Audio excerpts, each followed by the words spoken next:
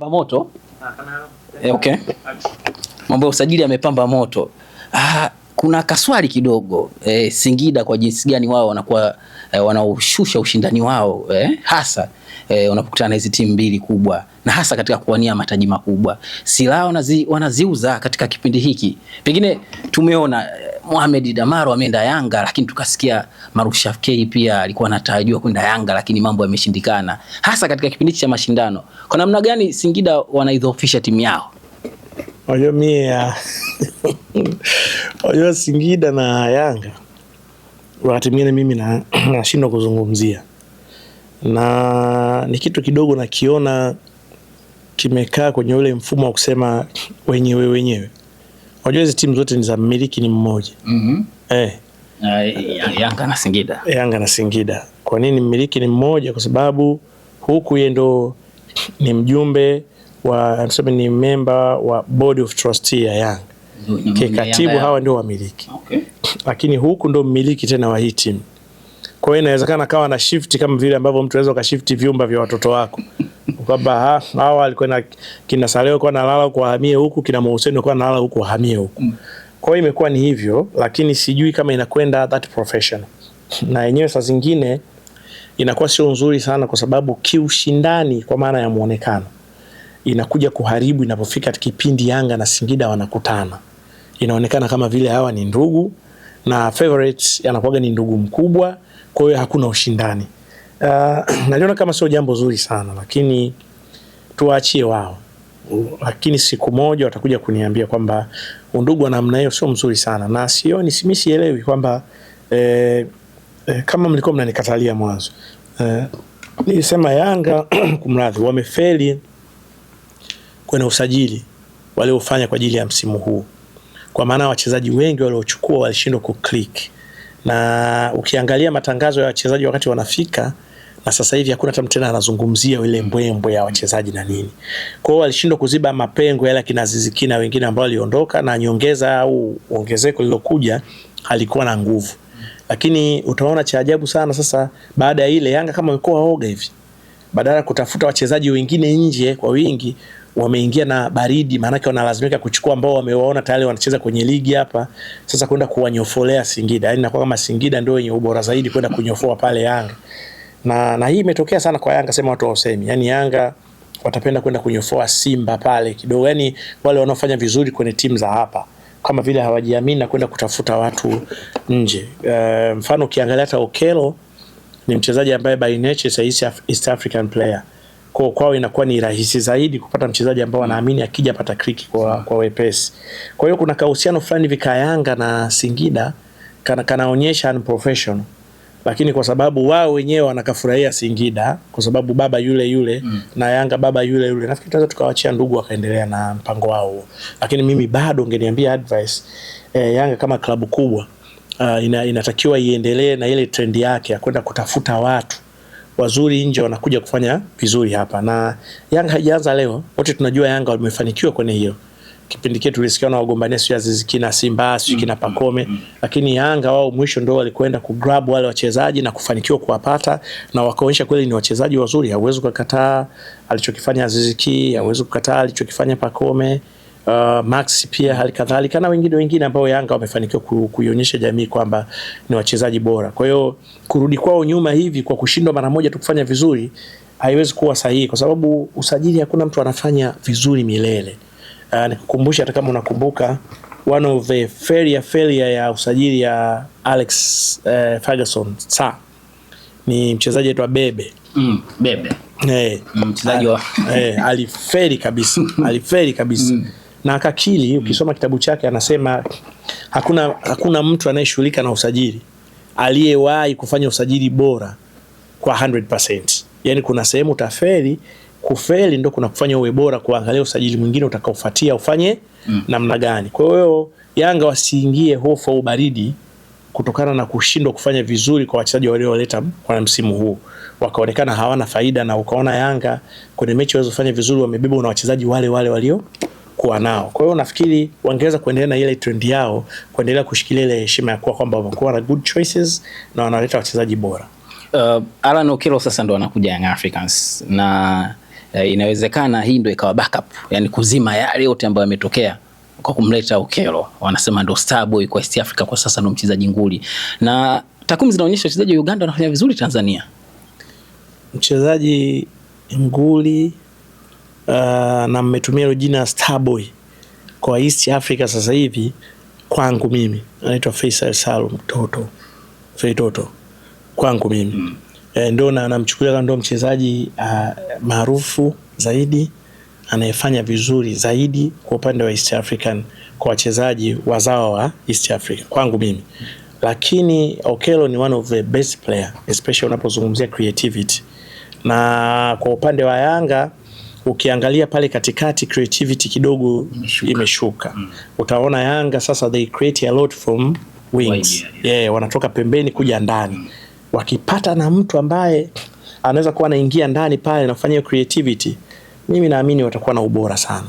Na hasa mimi nilikuwa niangalia kwenye michuano ya kimataifa, Special Champions League, naamini atawapa msaada mkubwa sana. Na ikitokea akaklik, kwa sababu Waganda na Watanzania mazingira hayapishani sana, haiwezi kumpa shida sana Okello. Mimi naamini kama mchezaji ambaye anatoka Cameroon, anayetoka sijui Guinea, Mali na kwingineko. Ukisema Kiingereza anazungumza, Kiswahili hakiko mbali, na naamini kabisa kuna nafasi ya kufanya vizuri. Kwa hiyo kama akija na akao kwenye kiwango chake, nataka kuhakikishia Yanga watakuwa wamefanya usajili mwingine mzuri ambao unaweza kuwasaidia.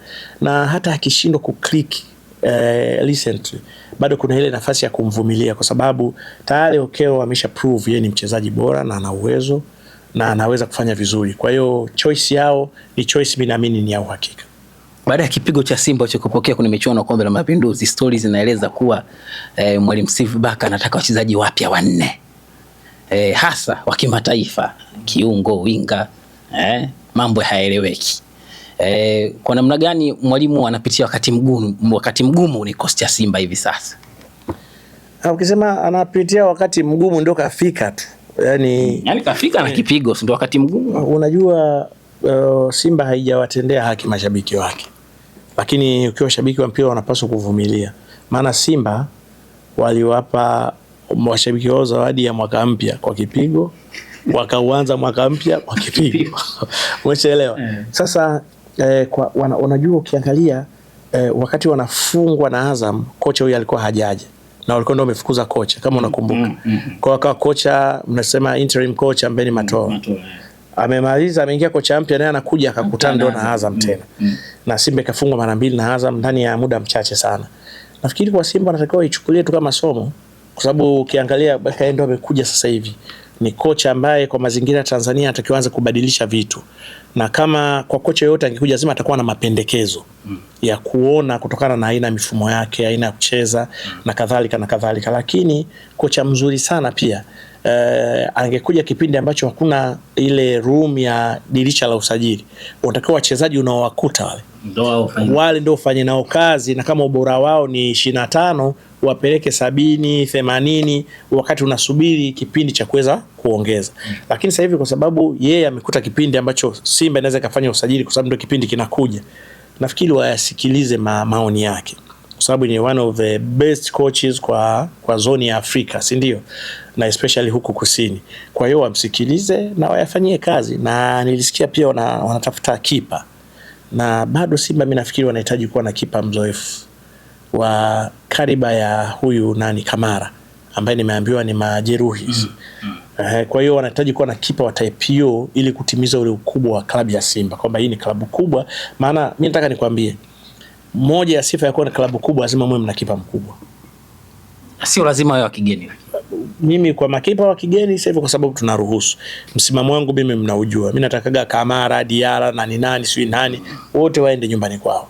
Sisi makipa wa kwetu wakishaanza kudaka hapa watakuwa wakubwa tu, kama ambavyo umeona leo Egypt wana makipa wakubwa, Morocco wana makipa wakubwa na kadhalika. Lakini sisi tunahitaji makipa wetu hapa ili tuweze kutengeneza makipa wakubwa wa kwetu sisi. Kwa ndio maana nasema wanahitaji kipa mkubwa. Sasa kama mnaona kuna kipa mkubwa yumo humu ndani, basi wamlete.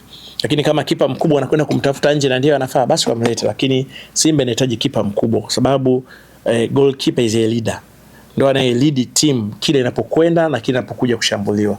Kwa hiyo inahitaji mtu mzoefu ambaye ataweza kuifanyia Simba kazi iendane na yenyewe jinsi inachokihitaji. Hapo wakati mwalimu anataka wachezaji wapya, stori zinasema kwamba Selemani Mwalimu anatakiwa na klabu yake ya Wydad mara baada ya performance nzuri kwenye michuano ya AFCON. Sasa mzigo unakuwa mzito kwa Mwalimu na Simba kwa ujumla. Sijajua makubaliano na ya Wydad na Simba, lakini mimi nikiwa Morocco kulikuwa kuna gumzo sana la wachezaji. Unajua wa Morocco, mfano niona kuna mashabiki baadhi wamekwenda mashabiki wa Wydad wameenda kuishangilia Burkina Faso kwa sababu ya Aziz Ki. Okay. Lakini wakati tukiwa kwenye mechi ya mwisho tunafuzu versus Tunisia, kuna mashabiki wa Morocco walikuja kushangilia kwa wingi sana. Lakini baada pale tunatoka na tunawashukuru kwa kile walichokifanya, wao wanasema majority kumbe walikuwa pale ni mashabiki wa Wydad. Na mmoja akasema yeye ni shabiki wa Raja, lakini amekuja pale sio kwa sababu ya Mwalimu. Yeye amekuja tu kwa sababu wao anaipenda Tanzania. Wale wengine kilichowaleta pale ni Mwalimu. Yaani wao wanaangalia mchezaji wao yuko timu gani wanakuja kushabikia. Na kilichowafurahisha ni kuona Mwalimu anacheza na performance yake wao walifurahia sana. Lakini performance ya Mwalimu ikaenda kuwa gumzo zaidi kwenye mechi versus Morocco. Kwa hiyo inaonekana sasa hii imetengeneza mjadala ndani ya klabu ya Wydad kwamba huyu mtu anaweza katusaidia, kwa sababu ukiangalia fullbacks za Morocco ambao wao wanaziamini na ndio wachezaji wanaotoka nje, lakini Mwalimu alikuwa na uwezo wa kupita na kupiga cross nzuri, kutoa pasi nzuri na wafanya wao waone kwamba tunahitaji kumrudisha. Sasa hii inategemea makubaliano kati ya Simba na wao Wydad wenyewe yakoje na yamefikia wapi, hii tunawaachia wao wenyewe. Lakini Simba kama wanaweza kuongeza muda wa kubaki na Mwalimu, kwa sababu mimi naamini Mwalimu anaweza kuwa msaada sana. Kwa nini? Amesajiliwa kama striker, lakini mimi namuona mchezaji ambaye anaweza akacheza kama second striker inside 10, lakini namuona ni mchezaji ambaye anaweza akacheza wing zote, kwa maana tuweke mguu wake ndani acheze kushoto, atakuja na mguu kiwa ndani, au acheze kulia asaidie kupiga cross. Kwa ni mchezaji ambaye ni tunaweza kusema kama vile versatile, anakupa vitu vingi kwa wakati mmoja, na especially kwamba ni Mtanzania, hauhitaji azoe. Kwa hiyo exactly. Kwa hiyo ni mchezaji ana vitu vingi Simba anaweza kawapa kuliko mchezaji mmoja wa kigeni au wawili kwa wakati mmoja. Kwa hiyo akifanikiwa kubaki naye, mimi naamini atakuwa na msaada mkubwa sana kwao kuliko kuangalia kusajili mchezaji mwingine. Michuano Mapinduzi inaelekea katika hatua ya finali sasa, hitimisho. Hapa kuna vitu kadhaa. Kwanza ongezeko la fedha kutoka milioni 100 hadi kufika milioni 150. Lakini ushindani kati ya Yanga na Azam. Yanga wanasema ile kombe hawajalichukua muda mrefu. Na Azam wanalihitaji hili. Kwa maana hiyo ongezeko la thamani hii inafanya ushindani pia uwe mkubwa. Kwanza ni shukuru sana kusikia kuhusiana na ongezeko la thamani kwenye mashindano ya Mapinduzi. Kwa sababu kama unakumbuka, mimi ndio limekuwa gumzo langu. Na nimekuwa nikisisitiza mara nyingi, na hata wiki moja au mbili, wiki moja fikiri iliyopita na nusu tulifanya mazungumzo na Mzuri. Nikalizungumzia hili swala. Kwa nini? Kwa sababu naona tunakwenda kushirikisha timu zetu kubwa, lakini mashindano yalikuwa kama yamekaa yani kama kisiasa hivi, kwamba ni lazima uwe nani, kutakuwa kama kuna force lazima tu ushiriki kwa sababu ni siasa, lakini ukiangalia ile faida kama club inakuwa hakuna. Lakini hizo clubs zinaendeshwa kibiashara pia. Kwa ni lazima kuangalia kwamba watu wanakwenda kugombea kitu watapata nini at least kufidia mapengo ya kile ambacho wamekuwa wakikigombea. Kwa hiyo kama wameliona hilo ni vizuri zaidi, na bado mimi naendelea kuinsist, bado kama wale wanaoandaa Mapinduzi watakuwa wabunifu, wanaweza kusaidia kupatikana kwa zawadi kubwa zaidi, kwa maana ya kusogeza watu waje wafanye udhamini. Sasa kwa club zenyewe wanaweza kujua wenyewe wanaweza kupambana vipi. Kwa kunajua Yanga na Azam ni one of top 3 team out of 4 teams za Tanzania zinapokutana kwenye michuano hiyo. Mimi nafikiri inakuwa ina heshima yake na itakuwa ni mechi nzuri ambayo mimi matarajio yangu kama Yanga anataka kushinda tena, kama Azam anataka kuendelea kushinda tena, watuonyeshe football ambayo inajenga heshima ya mpira wa Tanzania, kwa maana ya ubora wa ligi yetu ambao ni moja ya ligi 5 barani Afrika. Kwa hiyo ni jambo zuri sana tuone mpira ambao unatuheshimisha. Atakayeweza kulichukua kwa uwezo wake itakuwa jambo zuri sana, na msisitizo uwe kwamba muamuzi atakayechezesha, uamuzi atakaochezesha watende haki, ili isije kama mmoja amefungwa tuna sababu ya kuzungumza kitu kingine nje ya uwanja. Tumemaliza. Kuna kingine? Nikumbushe. Jembe bwana, mshikaji wako Mangungu bwana, kwenye mkutano mkuu alisema kwamba najua mlikutana bwana. Mkutano Ikulu. Alisema kwamba Januari 6 bila shaka, yes, utakuwa mchakato wa kusajili wanachama wapya ndani ya Simba utaanza, lakini tarehe 12 kimya mpaka dakika hii. Kwanza ilikuwaje mlikutana? Mkutana na Mangungu bwana, tukapiga story. Tulikuwa na mzuri. Mkutana Ikulu pale, wadau walivyokuja, tukaongea na akawa anaongelea namna vitu watu wanavyomshambulia. Lakini mimi nirudi kwenye hiyo ya ahadi ya wanachama. Wanachama wa Simba wamekuwa na hamu kubwa ya kujiunga. Mfano mimi na babangu mdogo alishanisumbua sana kwamba nataka kadi ya kuwa mwanachama, nataka kuwa mwanachama wa Simba, lakini ile jambo lilikuwa limefungwa kutokana na haya mambo ya transformation. Sasa kwa sababu mwenyekiti alishawaahidi wanachama, mimi ninaona ni vizuri sana kama hivi imechelewa, angeweza kuambia wanachama wake kwa nini imechelewa.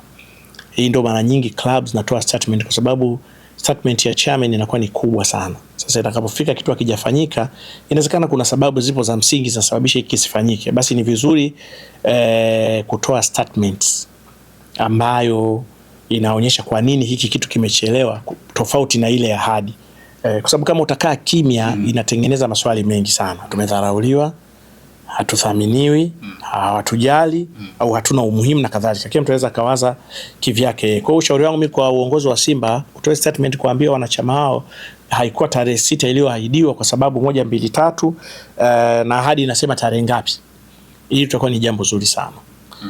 Lakini nyongeza yangu mimi nilikuwa Ikulu kati ya waalikwa tuliokwenda kwa mwaliko wa Mheshimiwa Rais. Mimi kicho nifurahisha sio sisi kualikwa, lakini ni Taifa Stars kualikwa. Na hata pale nikafurahishwa na kitu kingine, ilitolewa ahadi ya kwamba vijana wetu wataonwa. Lakini haikusemwa ni kiasi gani. Mimi ile nifurahisha sana. Kwa maana ya kwamba ni vizuri wale wanaoonwa wajue wao na anayewaona. Kama ni morali wanaotakiwa kupata ni wao pia, lakini kwa mtu anayetaka kuhamasika kupitia morali yao au morali ile ya ahadi, ajue kumbe wao kuna ahadi na inatimizwa. Hilo ndio jambo zuri zaidi kuliko ikishatangazwa hivi watu wengi wangeanza kujadili ahadi tu bila kuangalia kitu kingine, kwa sababu kuna watu wengine yanawezekana sio mchezaji, hachezi, sio kiongozi, aongozi mpira, lakini akisikia ahadi tu ya ahadi kawa inamuumiza tu, anatamani labda angeahidiwa yeye au yeye akasikiliza tungepewa na sisi na kadhalika. Lakini nafikiri ni jambo zuri sana. Lakini cha pili, kupata nafasi ya kualikwa na Mheshimiwa Rais kwa wachezaji ni jambo zuri na inaleta ile morali. Yani hata kama bado kusiko kuna ahadi, ni heshima kubwa kupata huo mwaliko, kwa maana ya thamani ya wale wanajeshi waliolipigania taifa, kwamba wamepigania taifa, wamepambana, na leo mnafika pale mnapata muda wa rais anakuja kukaa na nyinyi, anakula na nyinyi, anazungumza na nyinyi. Lilikuwa jambo zuri sana, na nipongeza serikali na kuendelea kuisisitiza kwamba kuendelea kuwa karibu na vijana hivi inasaidia kuhamasisha ubora wa utendaji na vijana wengine kutamani siku moja na wao kupata nafasi ya kuja kuicheza timu ya taifa. Lakini serikali kuwa karibu na TFF na wana michezo wengine, hata siku walialikwa mabondia, walialikwa wanariadha, watu wa cricket, Simbo kasifiwa pale na kadhalika. Jambo zuri sana kupata kauli kutoka kwa mtu namba 1 kwenye nchi, akionyesha anawafuatilia na anathamini kile mnachokifanya. Na hata yeye mwenyewe alisema rais kwamba siku hizi unaona Tanzania tunaona jamani tunasikika, ambao kweli tunasikika ni vizuri sana na ni jambo zuri sana. Lakini nyongeza kurudi kwa Paul Christian Makonda. Ndo waziri sasa. Nikutana naye mimi tukasalimiana tu kidogo, alafu tukawa tumeachana. Lakini unasema Mungu ana vitu vyake. Unajua Makonda wakati akiwa mkuu wa mkoa wa Dar es Salaam alifanya vitu vingi sana kwenye mpira wa Tanzania. Hata hii Taifa Stars kama unakumbuka tunakwenda kwenye AFCON ya Egypt. Alikuwa amefanya vizuri. Mimi nilisafiri naye na tukakutana Dubai, tukiwa mimi, yeye na Engineer Hersi. Kipindi hicho bado hajawa rais wa Yanga. na tulikaa wote watatu, na usiku unafikia hatukulala. Tulikaa tu tukawa tunajadili mambo ya mpira. Lakini baadaye Makonda akasema bana, mimi nimechoka. Kwa Salena Health taomba baadaye kama niamshe ndugu zangu kama tapitiwa. Kwa mimi na Health tukabaki tunazungumza kuhusu mpira mpaka asubuhi, ile time ya kwenda Chennai airport. Tukachukuliwa kupelekwa airport, ndo tunaenda Egypt kutokea Dubai. Tulienda na Emirates. Makonda alianzisha kamati mbalimbali kama unazikumbuka. Zile kamati zilisaidia hamasa kubwa sana kwenye Taifa Stars. Nakumbusha kidogo haraka na nikumbushe mimi kwa mimi ninavyokumbuka zile kamati, ndo kwa mara ya kwanza wadau wa mpira walimfahamu Engineer Hersi. Kwa nini ambao mfahamu? Kwenye zile kamati ndo Hersi alikuja, baadaye akawa katibu wa kamati, na hapo ndio ikawa chanzo cha kuaccelerate sasa Hersi kuingia kwenye mpira kupitia zile kamati za Makonda.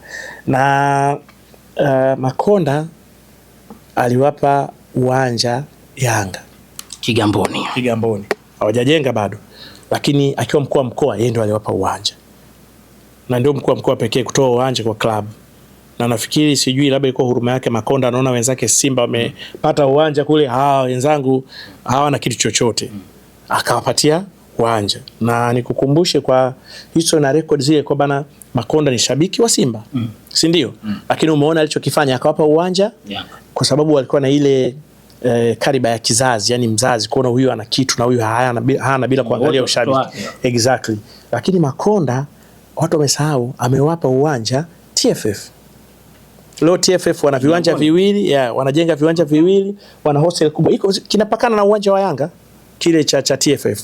Kwa hiyo ni moja nani viwanja vya TFF kwenye hizi miumbla wa FIFA huyo. TFF wamejenga kwenye nini? Kwenye ile uwanja ambao walipewa na Makonda.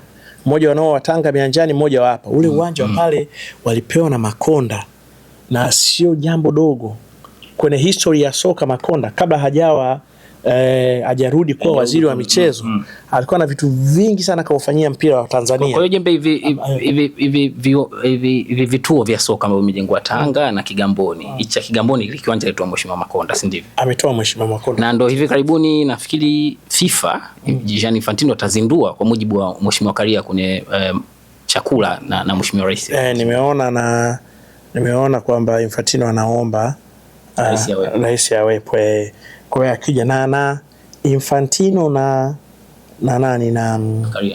Infantino na Mosepe wanajua kwamba ule uwanja TFF wamepewa na Makonda. Kwa sababu Rais Karia ameshawaambia kwamba bwana, jamani, huu uwanja nimepewa na huyu bwana. Kwa sababu kipindi hicho yuko na timu Morocco.